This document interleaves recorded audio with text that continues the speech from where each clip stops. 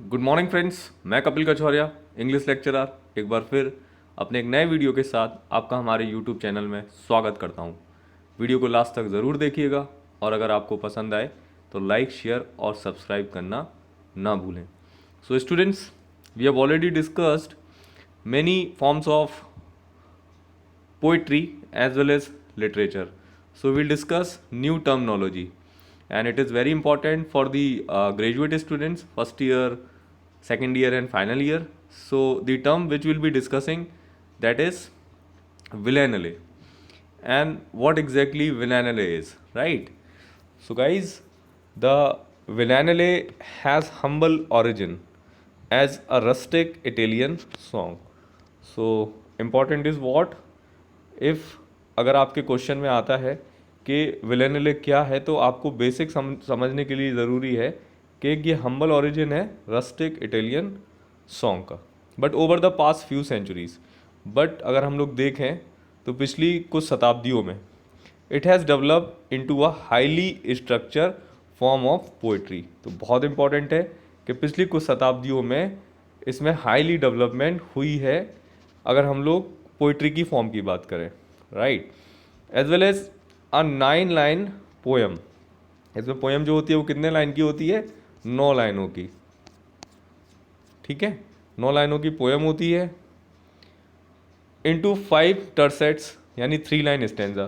तो 1 2 3, उसके बाद 1 2 3 और 1 2 3, तो टोटल कितनी हो गई? 9 लाइन। और जो 3 लाइन है उसको हम लोग क्या बोलेंगे? टर्सेट्स, ठीक है। चलिए, उसके बाद एन आ क्लोजिंग क्वाट्रेन। तो अगर हम लोग देखें तो इसमें जो क्लोज होगी जो पोएम, वो किससे होगी? क्वाट्रेन स्टेंजा से, ठीक है। तो क्वाट्रेन के बारे में मैं पहले भी बता चुका हूँ। The villanelle is further constant by a regular rhyming scheme and 2 refrains दैट आर echoed in each stanza. A classical example of a strict villanelle is Dylan Thomas. तो क्लासिकल अगर एग्जाम्पल की बात करें कि विलेनिले का क्लासिकल एग्जाम्पल क्या है, तो विलेनिले का क्लासिकल एग्जाम्पल है डायलन थॉमस की एक पोइट्री है, एक पोयम है, जिसको हम लोग बोलते हैं do not gentle into that good night. So it is very important.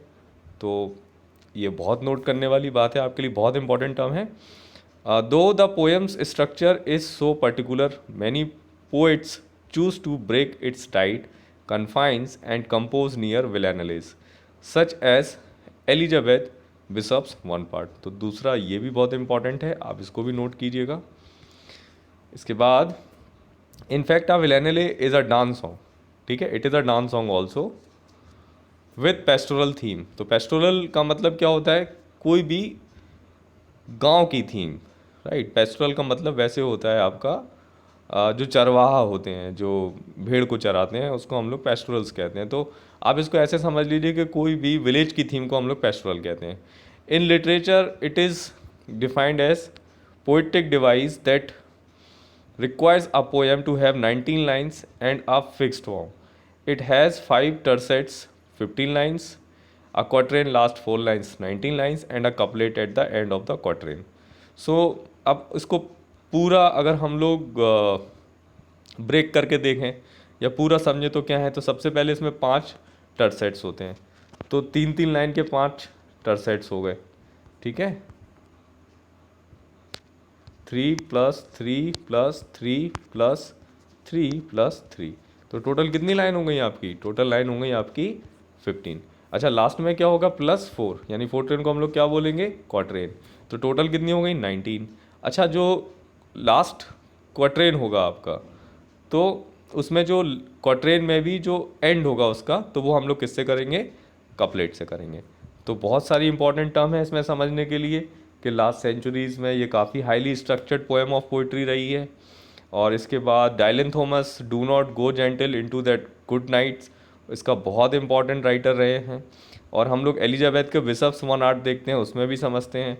और अगर आपसे ये पूछें कि पहले की जो 15 लाइन्स हैं उनको आप लोग क्या बोलेंगे, तो उनको हम लोग 5 टर्सेट्स बोलेंगे। लास्ट जब हम इसको क्लोज करेंगे तो क्वाट्रेन पे करेंगे और साथ में एक कपलेट भी इसमें डालेंगे। तो ये वो पैम्पलेट है जिसको आप नोट करिए अपनी कॉपीज़ में, अपनी नोटबुक में। और आपके पोइटिक फॉर्म्स को लेके या ऐसी टर्म्स को लेके, जब कोई भी ऐसी चीज़ आपके एग्ज़ाम में आती है और जब आपको समझ ना आए, हालांकि ये इतना इंपॉर्टेंट नहीं है, इतना फ्रिक्वेंट नहीं आता, लेकिन फिर भी कई बार आता रहा है, तो चॉइसेस में आता है। तो क्योंकि जो नई चीज़ जो दूसरों को नहीं आती, अगर वो आपको आएगी तो आपके लिए ज़्यादा अच्छा होगा आपके एग्ज़ाम के पॉइंट ऑफ व्यू से। सो स्टूडेंट्स, अगर आपको मेरा ये वीडियो पसंद आता है तो आप इसे लाइक कर सकते हैं, सब्सक्राइब कर सकते हैं और शेयर भी कर सकते हैं।